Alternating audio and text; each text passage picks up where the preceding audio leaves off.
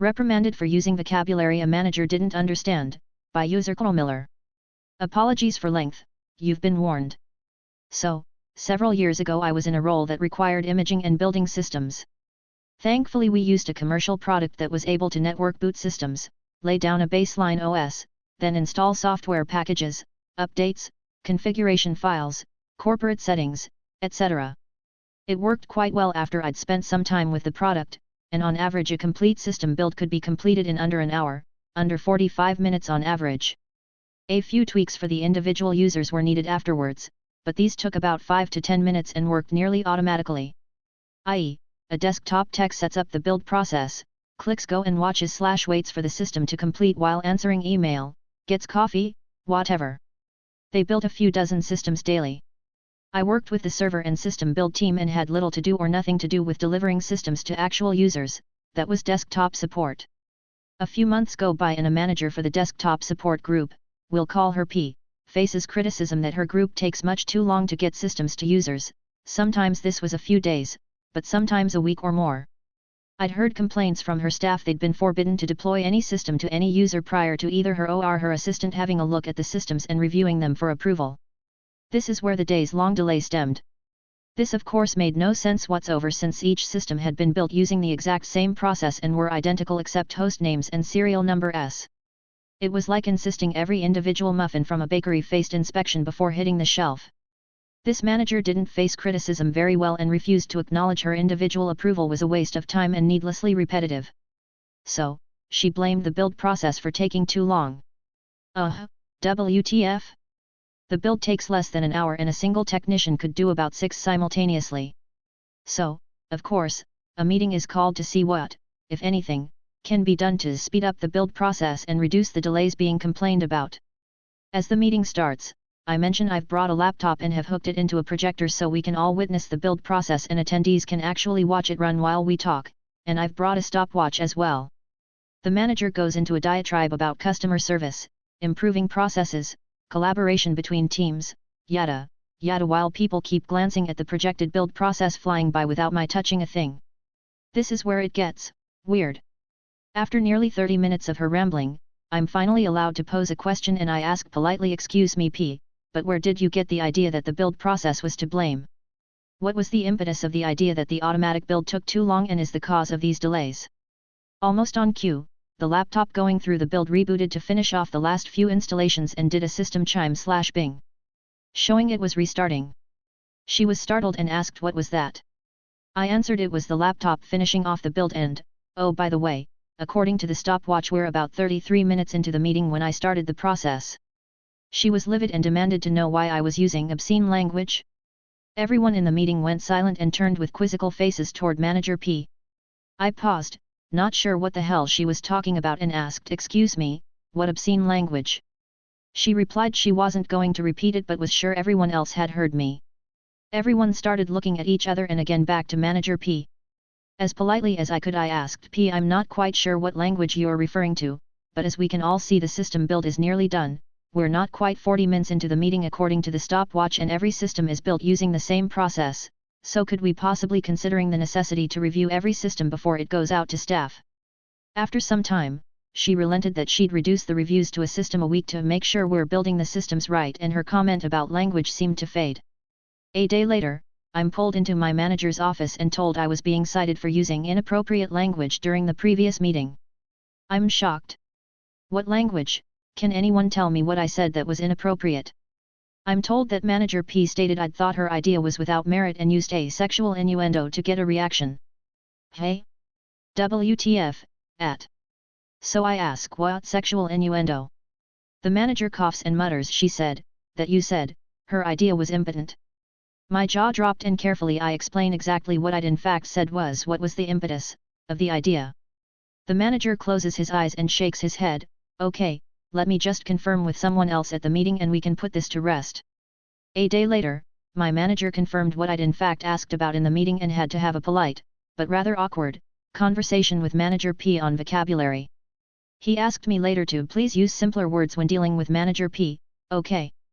We have never had Wi-Fi in this building, by user hold and it gets better. Medium one tonight. But one of so many from a former employer. I was unfortunate enough to be hired onto a company about 2 months before COVID hit my country. I was certain I would be let go.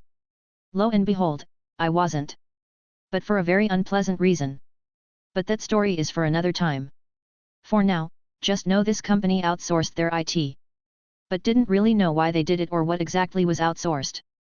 When we went to remote work, we had downsized to just our HQ. We used to have one other office site further into town. During that time, I was tasked with going down once a week when no one was there and assist with getting Zoom calls set up in various offices so other team members could use them when it was their turn to come to the office. It was beyond simple, and kind of a waste of time. However, on my first day at HQ, I pop open my laptop and notice I don't see a network with a name that I am used to for this company. But I do see a few Wi-Fi printers, some weak signals that are likely from the neighboring companies, and then a full signal admin network.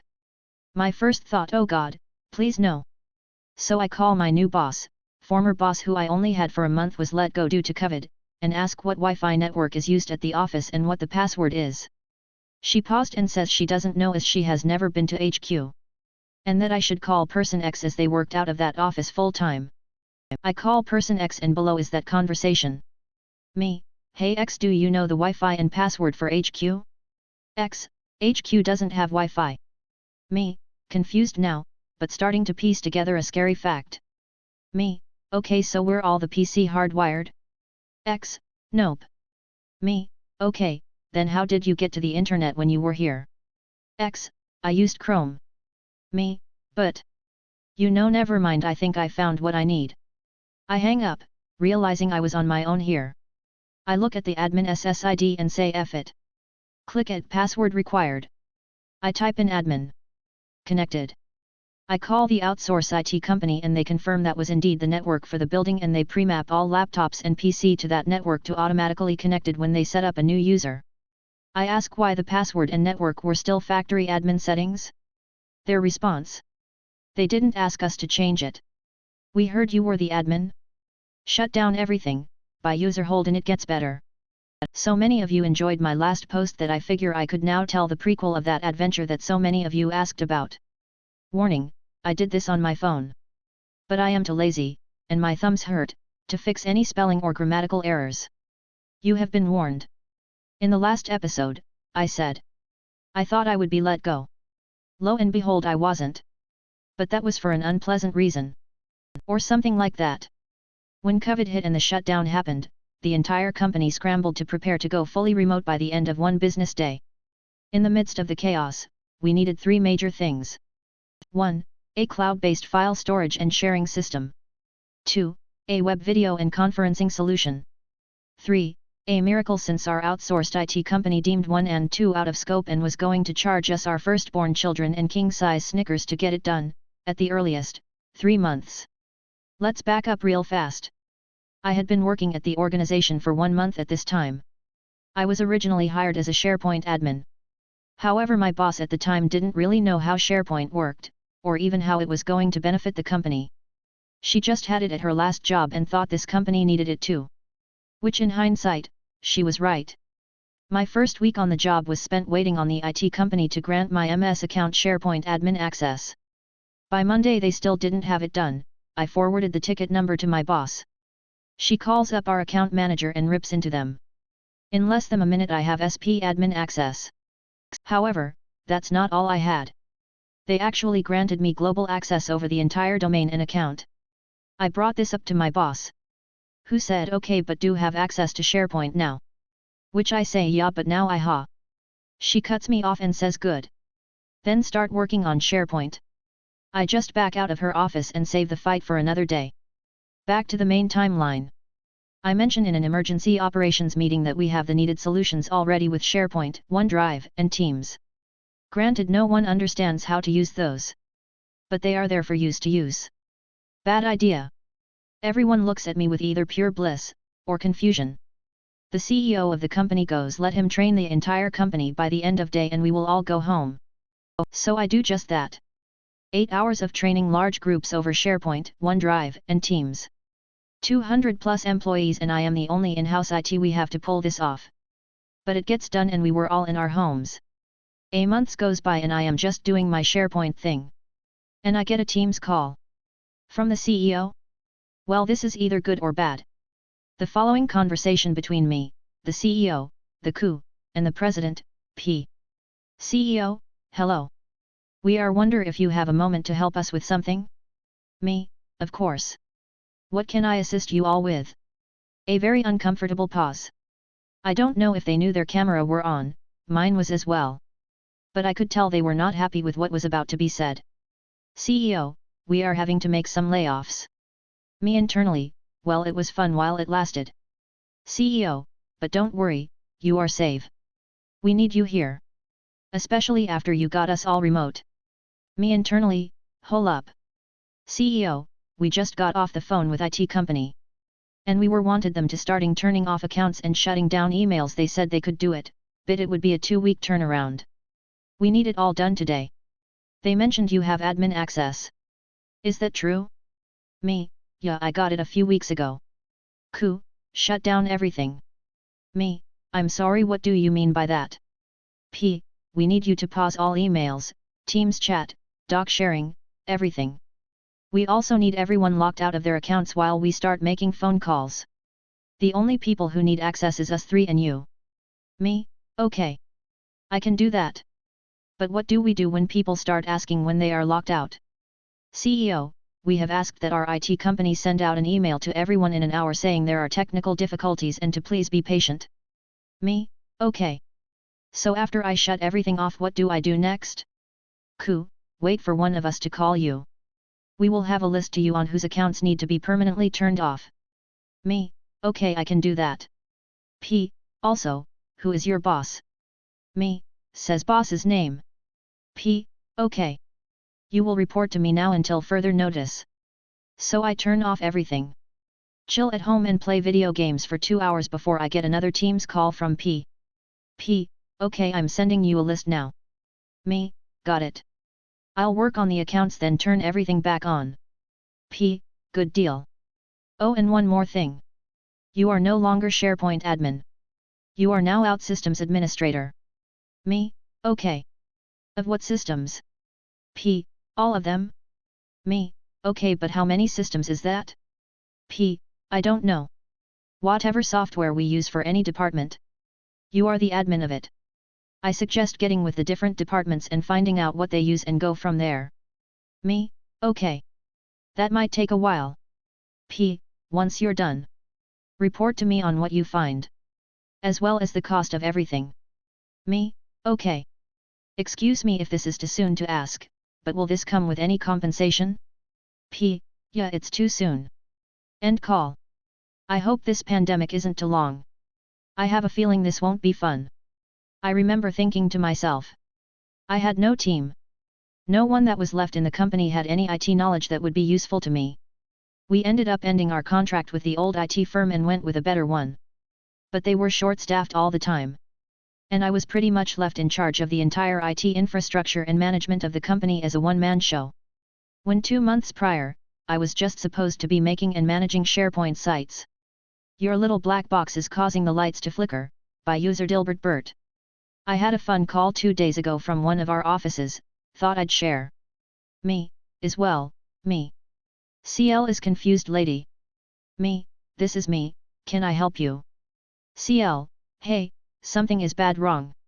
There's a black box that's causing the lights to flicker and it kills our internet, it beeps every time it happens, so it's got to be causing the problem. Me, where is this black box? CL, in the closet with the internet stuff. Me, in the network closet.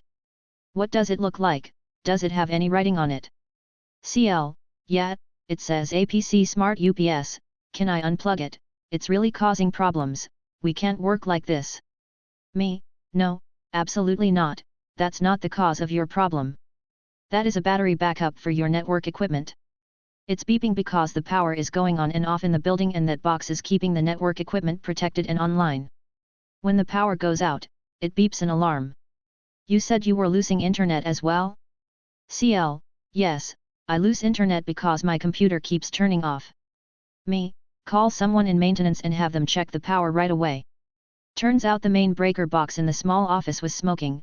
I'm not an electrician, but they had to kill power and replace the entire box. TLDR, the UPS beeps when the power goes out, let's unplug it, stop the beeping and therefore keep the power on. I lose internet when my computer turns off. I want all our DLS to be internal use only, by user Chippenstein. Hi TFTs, been a while since I've posted but have enjoyed reading all your adventures as always. A recent post by you/BlakeBlack9 just reminded me about this ticket from last week. One of our clients started getting quite a bit of spam recently, more so than usual, but luckily the really bad type of spam so it's really obvious even to the more, not tech literate staff. The really bad thing however is that the spam wasn't going to individual users but to their distribution lists. They have quite a few, most are internal use only, but some need to receive outside reports. One such DL they have is an all staff where every other DL is added. For whatever historical reasons this was not set to be internal only from the start. I blame my old colleague for that and also the client who probably agreed to leave it as such. They didn't really have a proper CTO back then and was a bit hectic. So you can imagine when one phishing email suddenly goes to over 500 users is a bad thing. Cue the actual dialogue. I get a ticket from Big Boss Man's $Pa to let us know of the email. I proceed with my usual search and purge from the portal and then ask. $Me, hey $Pa, do you guys really need this all staff to be open to public? It would be much safer to make this internal use only. Now I don't get a reply for 5 days, the week passes and next week a ticket comes in, follow up to original. $Pa, hey $it_helpdesk, I have spoken with $CEO, please make all our distribution lists internal only. Now, like I said before, most DLS already are private, but some absolutely need to be public for very important results and reports from third parties. One specific DL belonging to a certain big money-making department would be devastated if even one of their results doesn't come through, and they deal with about 30 to 50 a minute. The catch, I was on lunch and one of our newer colleagues picked this up. In terms of the task required, he definitely has the knowledge and access to do it. But as always it's not that cut and dry. By pure chance I'm coming back in the office and passing by my new colleague and see the ticket he's dealing with and to bring him a coffee. I felt generous that day and got the office a coffee from the nice place on the corner. Lo and behold, I nearly dropped the tray and shouted stop. Poor guy flinched like I was gonna throw the coffee on his crotch. He had just started making the DLS private and was just about to do the very important department one. Phew, you have no idea how I went from being chilly coming from outside to sweating like a fin in a sauna. I apologized to my guy for shouting and explain what he was just about to do. Cue his face going pale degree. I asked him if he didn't mind assigning the ticket to me as I was dealing with it last week and I can put him on as a follower. So now to reply. $Me, $Pa, are you sure about that? Department X would literally implode and $manager there would not only chew my head off but $CEOs too, and you know he will.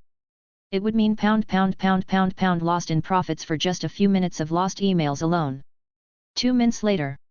$Pa, hold on a minute, let me check with $CEO and $manager. 10 minutes later. I get a reply from CTO in the ticket chain. $CTO, hey $me, ignore that please. Make all staff private for now as well as DLX and Y, those don't get anything external. Please leave A, B and C public and put a note to say they are to never be made private lest we don't want to get paid that month. This wasn't meant as a threat, she meant it as the loss of profits would cripple them a bit kind of joke. I personally know CTO and she has a good sense of humor along with a good head on her shoulders.